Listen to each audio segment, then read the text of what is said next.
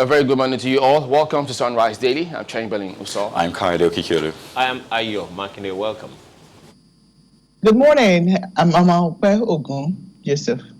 Yeah, this case is different signs, different things just coming up at this time. Well, yes, indeed, the NCDC, they're consistently giving this update, but at the moment, they have announced 30 new cases of the COVID-19, bringing the total number of confirmed cases to 373. 25 of the new cases are in... Okay, I'll just have to take a look at that again here now. Well, you get to see that... in fact, the total case is 407. Yes. That was just before they added 407. 407. So it's changed now. Yeah. Now you see 18 in Lagos, 12 in Kano, 2 in Katsina, 1 in Delta, 1 in Niger. This was as at 11:20 p.m.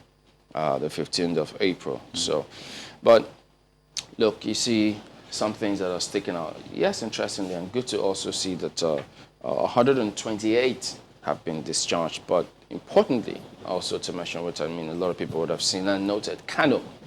Goodness, it's breaking out, and much as it draws a lot of attention, but eventually we'll get some communication from the NCDC about the thinking or expectations concerning that particular one. But our correspondent didn't speak that much concerning how many people are being contact traced and why it seems to be moving at that rate. And that's what some people describe as the exponential growth, which they've been talking about, which was initially expected when the case broke in Nigeria before our curve eventually tanked, or at least seemingly stabilized. But this one in Kano raises a lot of concern. Yeah, and if you take a look at the figures across states, you realize what happened from just Saturday, I'm talking about Saturday last week, up till this moment. If we just give you a breakdown of the figures across the state, you see that as at this time last week, Kano did not have any case.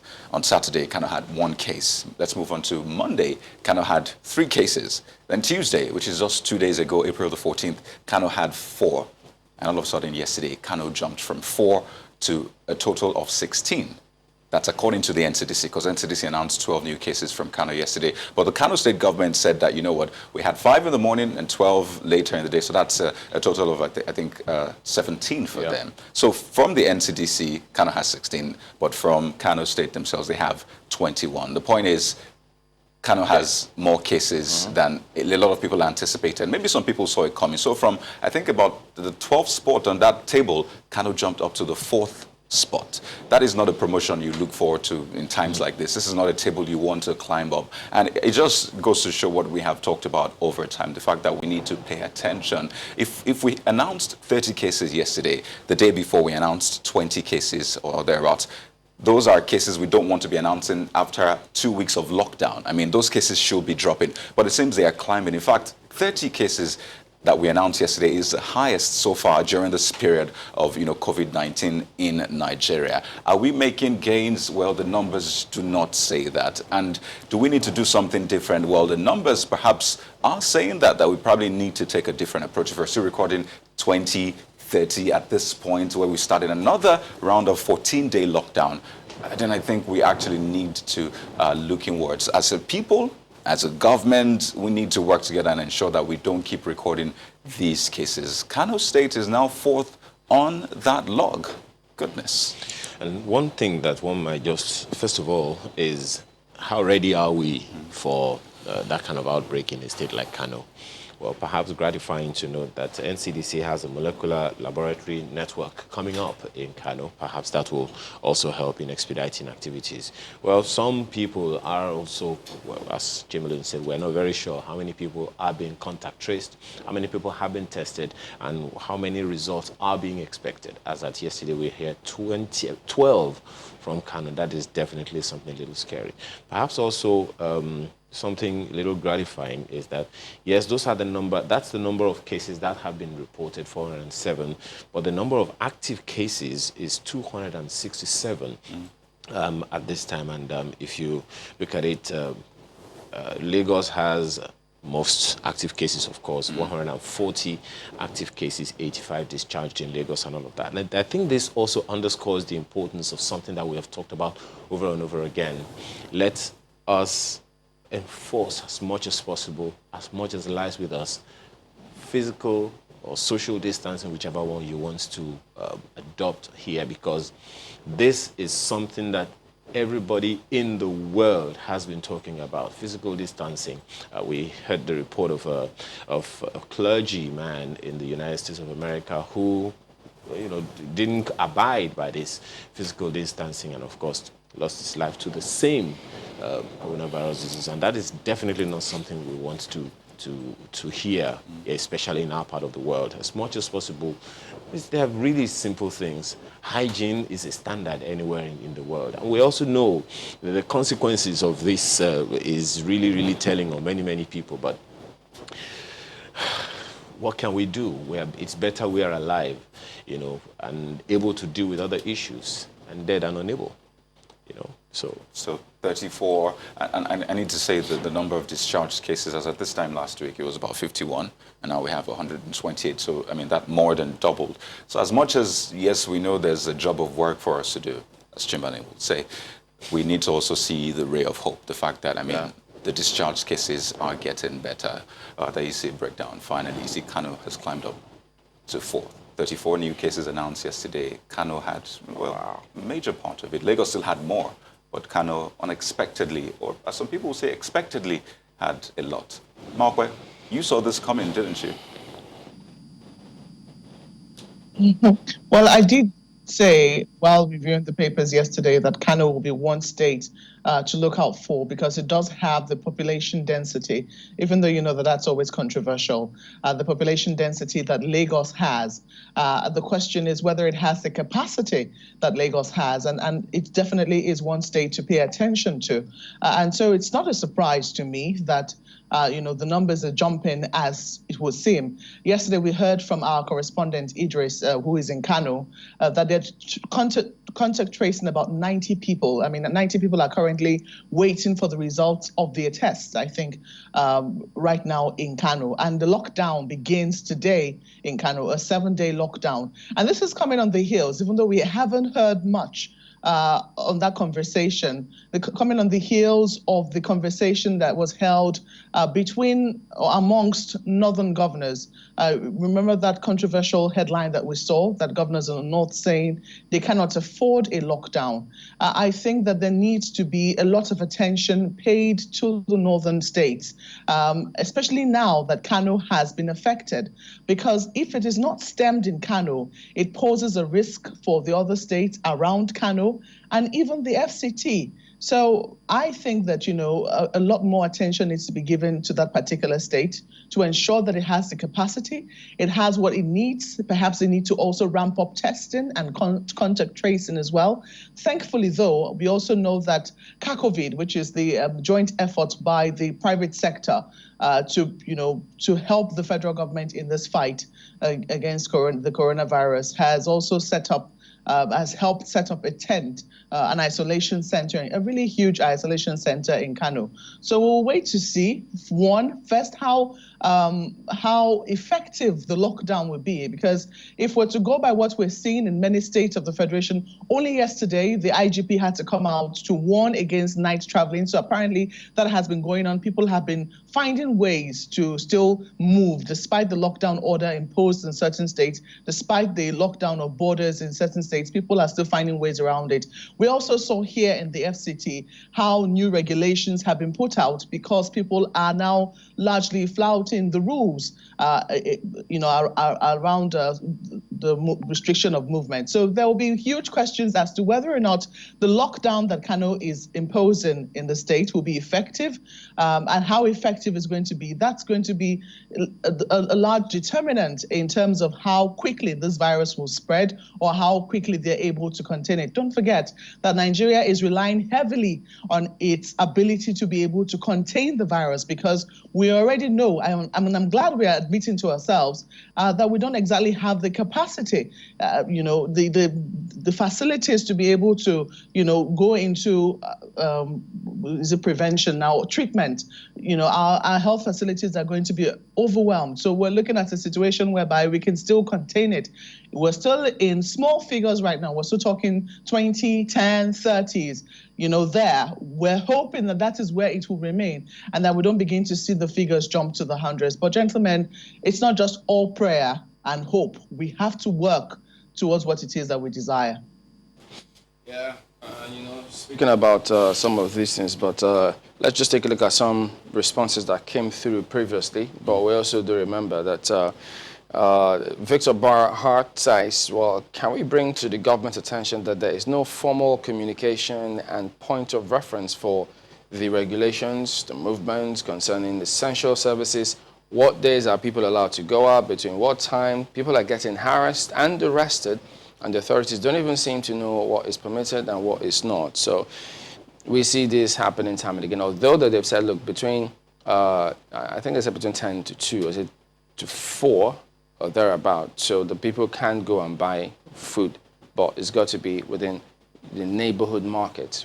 Lagos State said they're going to set theirs up, but some other states who have this. So this kind of message means it needs to be repeated time and again, so people can know and understand, because you never can have too much of information. We always try to say this one. But some of the messages also coming through from what we did discuss yesterday. We've got this one saying Mr. Peter B was right. The extension of the lockdown is necessary, but government needs to improve, particularly in the area of food distribution to Nigerians before we further ignite already prepared flame in our nation due to intense level of hunger. That's from Comrade Dari. Oh, well, this one from Afolayo Wale talked about the electricity conversation we had with the disco, saying the nomenclature of a good customer and bad customer might just be broadly insensitive if we go by the metered and unmetered customers, knowing that the unmetered customers pay 5 times compared to the metered. I recall he was saying that, well, he's not trying to say that some customers are good. It's just a term they use for all their customers, saying are good customers, just like saying, fellow Nigerians, good people of Nigeria. I'm going to say are good discos too. Still on the same issue, Gabriel Ghazali says, why is Ikeja Electric still giving more than 1,800 naira cap for unmetered customers against the directive of NERC? Perhaps we should take this up with NERC if you know their Twitter handle or something. Well, this one says, can you confirm how long a COVID-19 test result takes to come out? I'm concerned about the news of the house-to-house testing in Lagos. Are the results out immediately and the person taken to isolation center, or they take sample and leave, then come back to get the patient? The chances of a positive patient infecting others before they come in for him is very high. Also, how is the house-to-house testing done? What I have been told by family members visited by health practitioners is that they only ask you questions if you have symptoms. They are not doing random testing. It is possible for some people to lie about their symptoms, so how can all this be managed? Well, Emeka will hope to pose that question, some of the questions to the authorities, and see if they could just take you through the processes so that you could know as well. Well, this is a response to one of the conversations we had about security from Ayonda, saying, well, the officer in the studio this morning, but that was that morning, 2 days ago, said no house has been attacked. Please go to Capitol Road and ask the residents. Go to Gowon Estates and also ask the residents there. Ayonda, thank you.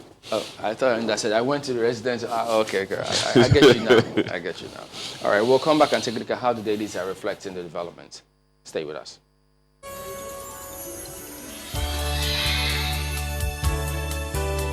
All right, let's take you through some of the dailies. We'll start with Vanguard newspaper today. Hunger pushes protesters to streets in Delta, Anambra. Well, is it just these two? Okay, well, this is what they see, I guess. Look at the riders. Youths protest killing of 20-year-old man in Onitsha by police. Wow. Sapele erupts in protest over 14-day lockdown extension by Delta government. This is no time to oppose efforts to stop coronavirus spread, Delta government.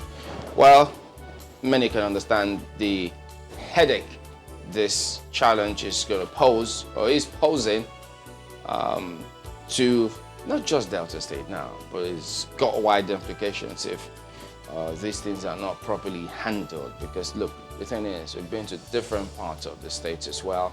There are some areas you get to, and then you ask yourself questions. Say, what happened to all the concept of social distancing everybody's been talking about? Is it that the message is not, these people don't get the memo? So they clearly do have their work cut out for them, the relevant authorities. So you see that image on the front page to buttress the lead story, which you see on the front page there. So this speaks volumes. This is what in print they call action picture.